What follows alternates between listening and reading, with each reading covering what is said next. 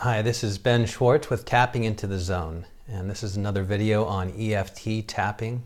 EFT stands for Emotional Freedom Techniques.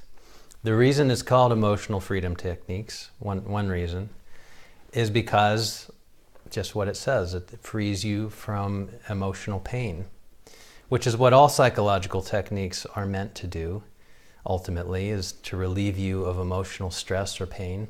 And there's lots of different ways to do that. Everybody recognizes that we need to release things or process things, feel them, know what you're feeling, get it out. The idea with EFT is that the same things happen, only at a very accelerated pace in many cases. It doesn't mean it always happens in a couple of minutes. It can be a series of sessions to get through something. But on the whole, this is a much faster, more direct way to process emotions and release them and be done, as opposed to other things like just talking about your feelings. So this brings up a question for a lot of people, which is that in my experience of working with people with tapping, a lot of times they present first with one emotion. Maybe they feel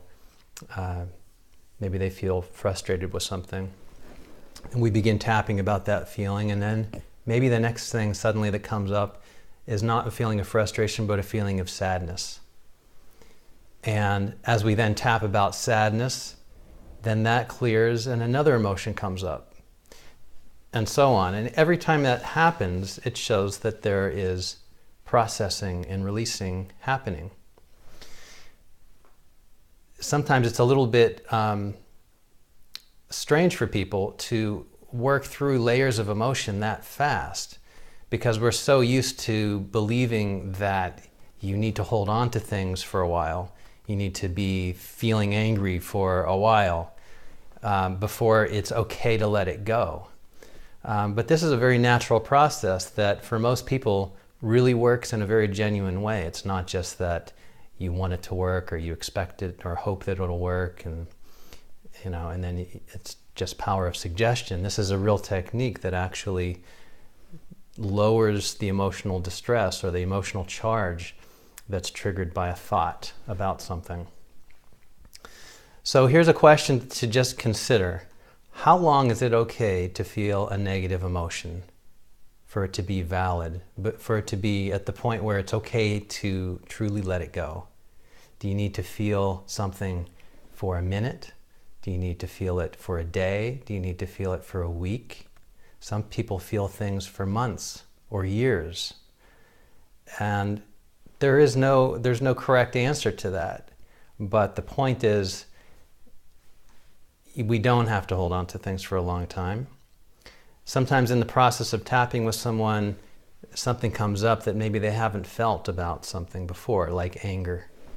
And anger can be empowering. So I might pause there and just have some recognition of what that emotion is and just feel it for a minute or so. And then it's not something you need to carry away with you and take on for a long time. You can then go to that and uncover that layer and be done. I've never had anyone be disappointed after letting go of a negative emotion because they want it back, or they feel like they didn't feel it long enough. There's never any loss in that. There's only a feeling of lightness and relief to be done with it. They come up and they go. So that's just one way that I want you to think about this process of using EFT to clear out emotions. It's okay to work through layers in a much more rapid way than you're used to. So stay tuned for more videos on EFT tapping, and I'll describe all sorts of different ways that we can use this for your benefit. Thanks for watching.